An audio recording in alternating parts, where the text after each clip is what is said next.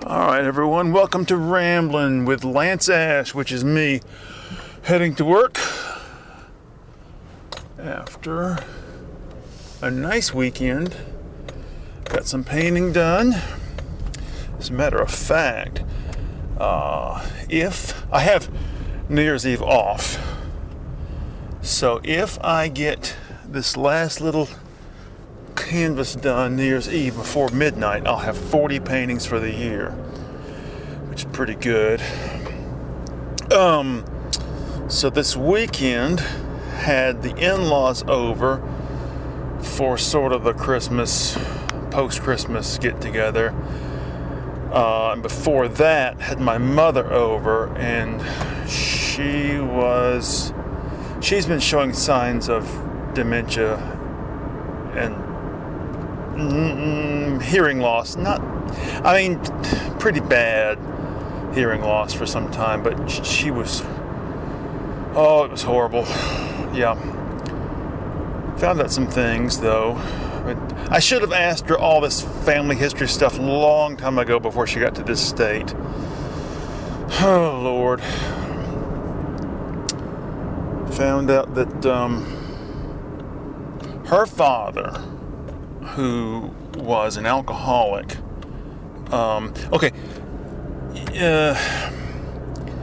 her father and mother got divorced because of his drinking. This is in the 60s, I think. And they were divorced for 5 years. And the whole 5 years they were divorced, he didn't drink. He stayed sober the whole time. And so she decided, it's safe to get remarried to him. And as soon as they got remarried, he started drinking again. I knew that story, but I didn't know this. Sometime, I don't know when this happened, but he came home drunk one night and confused the neighbor's house for his house and started banging on the back door saying, "Let me in." And the guy inside the house shot him through the door. And my mother and some other woman had to rush him to the hospital. Goats are crossing the road in front of me. These people, they have these goats that are loose, they're not pinned up, and I don't know what the deal is. They're going to get run over. Anyway, so they lived in Monroe at the time, which at that time had no hospital. I guess the closest hospital was in Athens. So they had to drive into Athens really quick, and they went to St. Mary's, which was the premier hospital in Athens at the time, which is run by the Catholics, and it's run by nuns. And my mother said that the nuns were scolding my mother and her friend for showing up in shorts, saying they were dressed indecently. Oh, Lord. Our first child was born at St. Mary's, I believe. And no, it must have been the second. I can't remember. But anyway, so we're waiting to be taken back to have the kid, and this nun comes in the room and says, "I've come to pray for the unborn child." And we told her to get lost. We're not religious, we're not Christians. And she went to the door and turned back and looked at us, and she said, "Well, I'm going to pray anyway." Do what you like. I had a bunch of stuff in my head to talk about. Now I can't think. I'll tell you something. I'll give you a little update. I know probably some of you who listen to the show regularly get sick and tired of me talking about meditation, but I finally found something that works consistently. And nothing much different with the breathing and the counting of the breaths, but it's the main thing. I finally figured out that I was sitting in a very uncomfortable position in a very uncomfortable place. So I moved meditation operations to my room. I have this big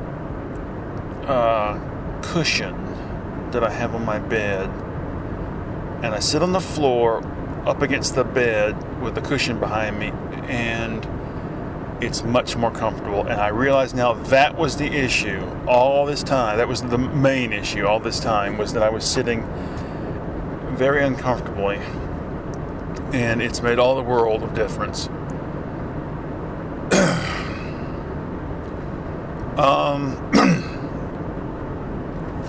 started to have a little aura while I was meditating tonight, but just sort of kept on and watched it go away. I mean, felt, what else happened? Listened to, I don't know what got me thinking about it, but for some reason, I started listening to some Italian film soundtracks, Italian composers of film soundtracks this weekend. I'll tell you what got it started. Many, many years ago, back when Video Library was still... not Video Library, I'm sorry. God damn it. Maybe it was called Video Library. Yeah, it's called Video Library.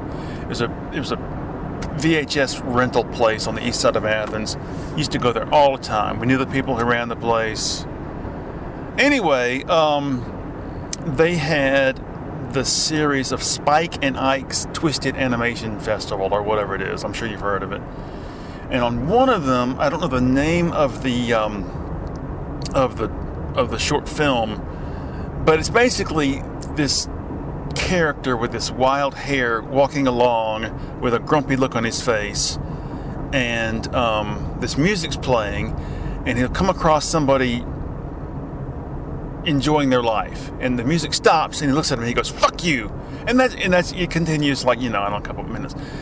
And anyway, but the music always intrigued me. It was very compelling, and a couple of years ago I found it, and I put it on I found it on YouTube, and I put it in my liked file.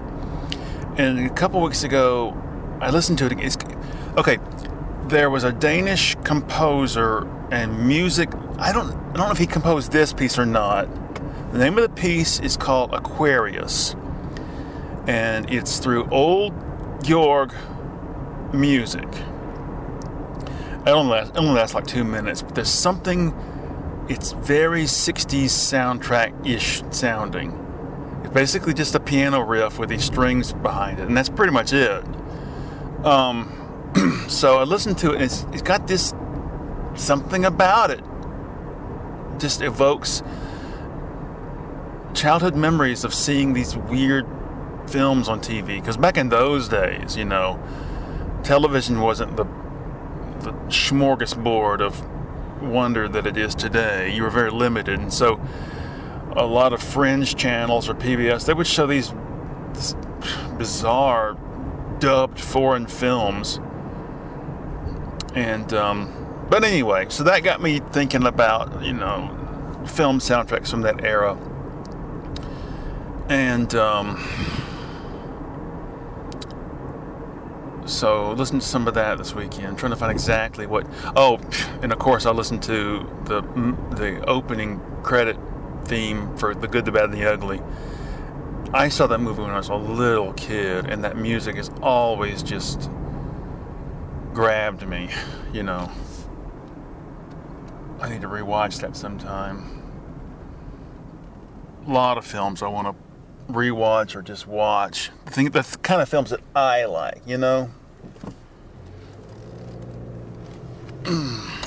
Found out that the brothers, is it Quay or Brothers Key? Quay. I don't know how you pronounce it.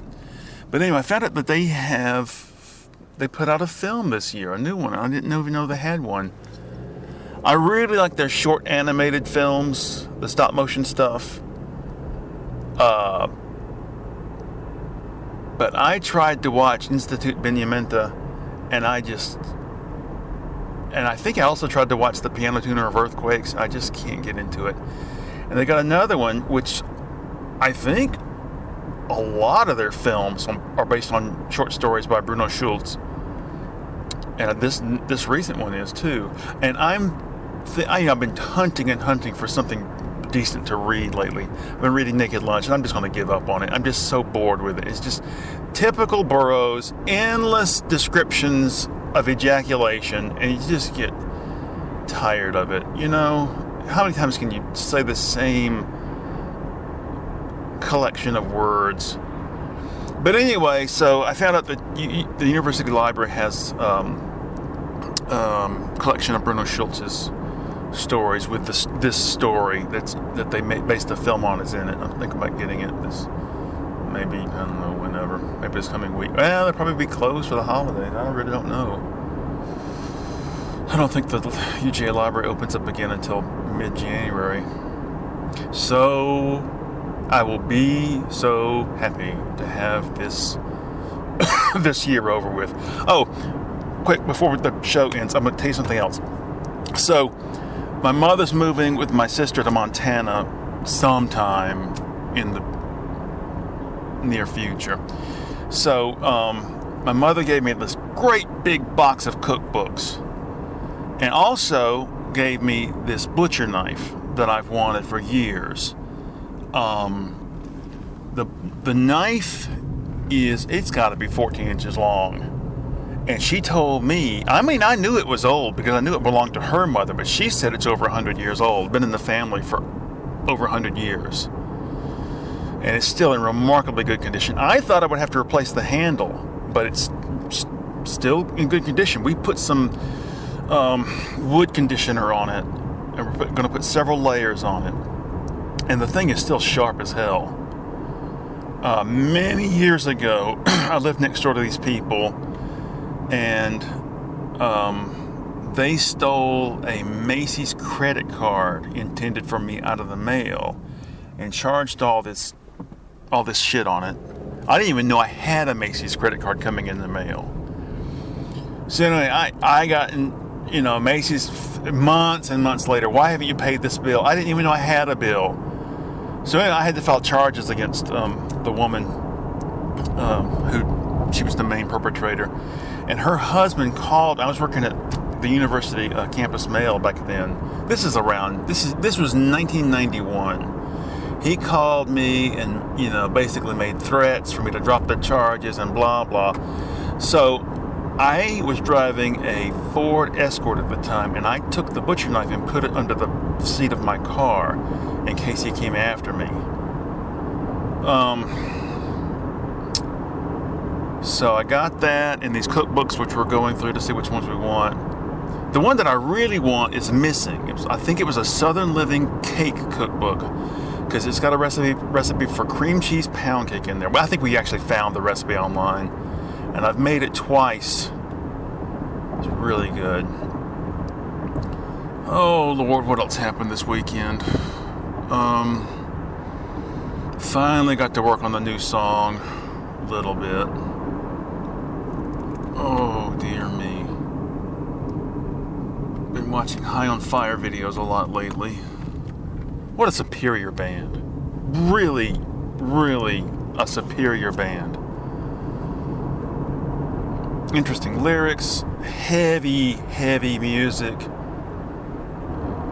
squirrely guitar solos, everything, just about everything is perfect. I would like it if his vocals are fine. I don't mind it, a little bit on the Lemmy side of things, but I would like it if it's a little more melodic, but that's all right. Oh God, okay, we're approaching the end of the show. Let's hope that tonight I work, tomorrow I work, and then I'm off New Year's Eve, and then I come back and work 2 days, and then I'm off for the weekend, and we're into the new year. See what the future holds in store for me. The eternal now. Alright folks, I'm gonna get out of here. I'll see you later, bye.